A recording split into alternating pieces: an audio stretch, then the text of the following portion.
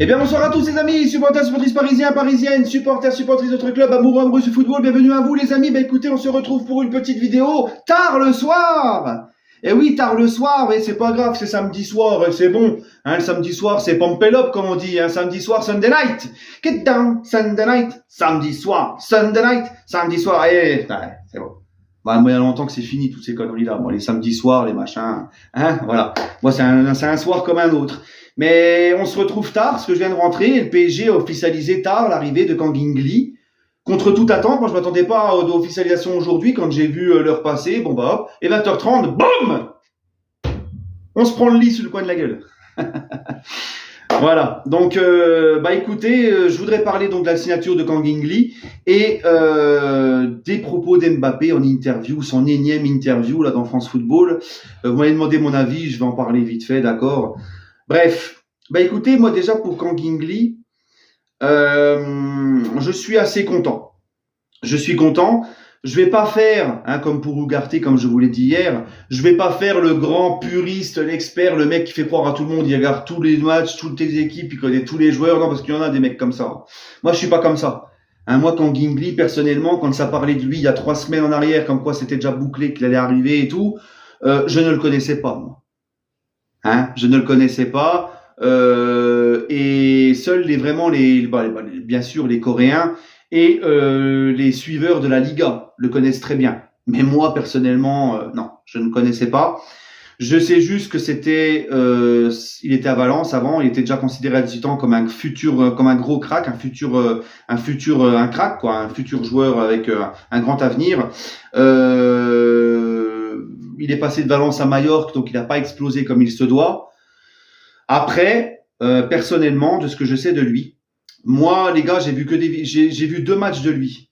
Les 2 derniers matchs la dernière trêve internationale, là, en fin de saison, avec la Corée du Sud. Là, c'est là que je me suis intéressé à lui, je l'ai vu. Il y avait des gens qui avaient partagé des liens des matchs de la Corée du Sud sur Twitter.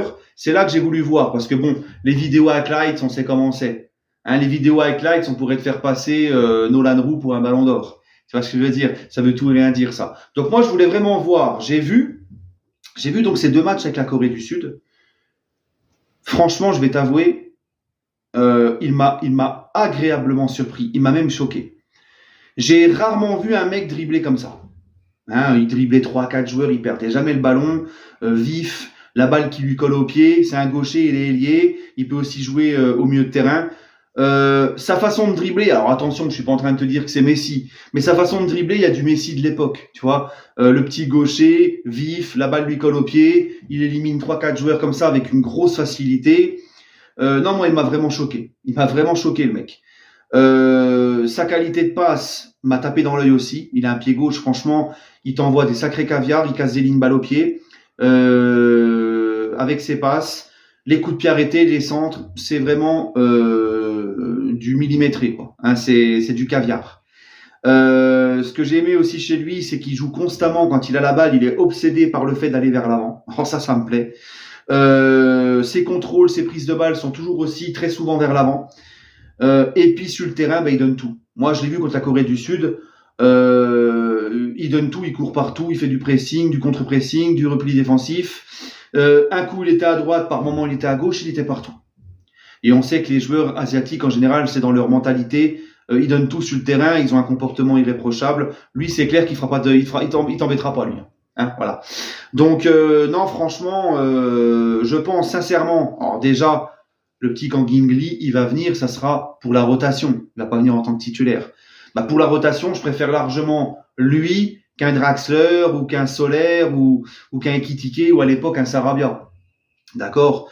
Non, moi je suis très content. Hein, moi il a que 22 ans. Il a que 22 ans et tu vois qu'il a un énorme potentiel. Vraiment, il est encore jeune. Je pense, et comme je vous l'ai dit avec Ugarte, qu'avec un mec comme Luis Enrique en tant que coach qui a la réputation de faire confiance aux jeunes et de les faire progresser, ça peut être vraiment très intéressant, surtout dans un collectif. Si Luis Enrique arrive à mettre son style de jeu et un collectif fort, ça peut vraiment être intéressant, le petit Kang Lee. Vraiment, d'accord. Donc à voir. J'ai hâte. Et puis surtout, c'est aussi un joueur. On va dire que ça va quand même faire vendre des maillots au PSG, hein, parce que c'est une star dans son pays. En Corée, c'est une vraie star. Là, en Corée, ils vont tous suivre le PSG. Hein. Donc voilà. Non, vraiment, moi très content. En plus, ça va être un joueur. Je pense sincèrement qu'il va en surprendre plus d'un. Voilà. Après, comme on dit, white and see. Bon, le kiki maintenant. On est fatigué. On est fatigué, j'en parle, j'en ai parlé tout à l'heure sur TikTok dans une petite vidéo, je l'ai mis sur Insta, je vais en parler vite fait ici. J'ai envie de vous dire, ça vous étonne, vous? Moi, ça m'étonne pas. Ça ne m'étonne pas, mais ça me gonfle. Ça me gonfle. Hein? Il a encore fait une énième interview. Alors, qu'on arrête de me dire, parce que ça, je ne supporte plus, la naïveté des gens. Arrêtez de me dire, on lui a posé des questions, il répond. Arrêtez d'être naïf. Quand vous croyez que quand Mbappé il arrive à France Football, il pose son fessard sur la chaise et il ne sait pas les questions, il découvre les questions comme ça? Non, les gars, c'est du travailler. Les questions sont approuvées par son clan, par le clan Mbappé, sont même à la demande. Les questions sont même à la demande du clan Mbappé. C'est calculé, c'est de la com, tout ça, c'est calculé. Il sait très bien ce qu'il fait. L'interview, il date d'il y a 1 mois et il sort maintenant juste après les déclats de Nasser. Et encore une fois, dans cette interview, il envoie sur le PSG. Il se plaint encore du recrutement, de l'effectif. Une fois, parce qu'on m'a dit, oui, mais il dit des vérités. Ok, on le pense tous. Mais une fois, ça va. 2 fois, ok. Mais 3 fois, au bout d'un moment, ferme-la. On n'en peut plus, nous. On n'en peut plus. Le mec, il y a pas 2 semaines, 15 jours ou 1 mois qui se passe, là, sans qu'il parle dans la presse, sans qu'il fasse des déclarations. On a compris, il y a eu le pivot gang et l'effectif trop faible, et on va faire selon nos moyens, avec nos faiblesses et machin, on va faire comme on peut. Là, il reparle encore, on est fatigué. On est fatigué. On n'en peut plus, nous. Il y a 2 semaines en arrière, il pleurait pour je sais plus quoi par rapport au club. Bref, toute l'année, là, il a chialé. Là, dès que ça va pas dans son sens, il fait des stories Instagram, il fait des déclarations. On n'en peut plus, nous. Mais j'ai envie de te dire, c'est la faute à qui tout ça? C'est la faute au club. Le club lui a tout donné, le club s'est mis à genoux devant lui. Hein? Et quand tu l'entends parler, là, toutes ces déclarations, à chaque fois, tu as l'impression que c'est le président du club qui parle. Et nous, on est fatigués, on n'en peut plus. Franchement, moi, ça me fatigue tout ça. Il me fatigue, ce mec. C'est pour ça, si le Real Madrid veut bien nous donner dès cet été un gros billet, mais qu'il parte et qu'on soit débarrassé de tout ça. Moi, j'en peux plus. Je suis, je vais, j'ai dit, j'aimerais. Oh! On souffle, nous, là! Hein? Et ma main dans ta gueule, tu voudrais pas non plus? Au bout d'un moment, c'est bon, au bout d'un moment. C'est trop, là. On souffle, vraiment. Hein? Et il se plaint du mercato, mais mon coco, je vais le répéter, je l'ai déjà dit. Mais c'est une vérité. C'est qui qui a fait le mercato? C'est Campos qui a fait le mercato l'été dernier. Qui a fait venir Campos? Pourquoi il est venu au PSG? À la demande d'Mbappé et de son clan. Donc, fais-toi petit, mon garçon, parce que le mercato que tu critiques a été fait par un mec que t'as fait des pieds, je sais plus comment on dit l'expression, des mains et des pieds, je sais pas quoi, là, pour qu'il vienne au PSG. Donc, au bout d'un moment, fais-toi petit, mon garçon. Parce que si Campos, il est là, c'est à cause de toi et de ton clan, rien d'autre. Et on le sait tous. Et si le PSG n'a pas pu envoyer du lourd sur le dernier mercato, sur l'été dernier, c'est aussi en majeure partie parce que, tout ce que le PSG t'a donné financièrement, ça a tapé dans les caisses du club, ça a freiné les finances du club, le gros salaire, les primes de fidélité, là, 80 millions d'euros sur 2 ans, mais on va où là? Hein? Et le mec depuis 2018, c'est ça, le Real, j'aime le Real, je sais pas, mon avenir on verra, et machin, et tout le cirque l'année dernière, sa prolongation, au dernier moment il prolonge, il t'explique qu'en fait, il prolonge parce qu'il est investi sur le long terme, Paris c'est sa ville, PSG c'est son club, c'est un Parisien, la France c'est son pays, Paris c'est la capitale et machin, et puis 1 mois après tout ça, il t'envoie déjà un courrier au club pour te dire, alors que le mercato n'était même pas encore fini, hein, loin de là, il explique au club que finalement il prolongera pas son année en option, donc il prend les gens pour des cons ce gars-là.